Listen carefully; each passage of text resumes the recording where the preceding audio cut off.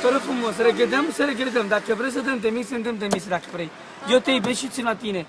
Mai ai câteva zile și până pleci. Lasă-mă stau nici nu mai stă văd fata mea. Mi-ai adus Tu nu te viața la după Alexandra, că Alexandra viața? minte să moară măicuța mea. Ha?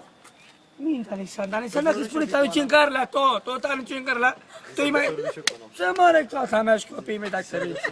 Lasă-mă că încep să-mi iau 200 de vin și beau. Auzi? Ți-a adus viața la ce? Mai dus viața la Orina, mă. Să moară fata mea dacă nu mai dus viața la Orina. Tu m-ai băgat din pământ, mă. Tu m-ai făcut om din om. Oana, să moară fata mea, de ce face cu brățești, că ți-o lusi cu motorul? Și-a pus fundă roșie la mână. Auzi? Vezi ce faci? Pune mâna și mănâncă și mai și pune nicăieri, da? Haide, pisi, hai să te văd, nu mai stăcuți, da? Povestește-i Să la te aud milion. așa când spui așa noaptea. Da? Povestește-i puțin la milion. Așa, pisi, hai. La Mâine sunt la 10 dimineața.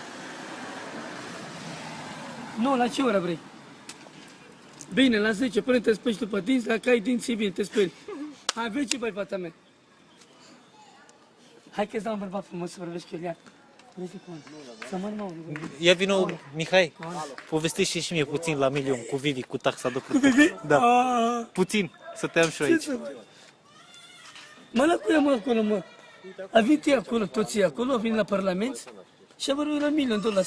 Și eu m-am bătut telefonul acolo, am dat cu chitara, că mi-a spus și creier. Și acum mă dă creier. Te doare și acum, Da, nu? când a să dăm filmul așa. Așa dansa.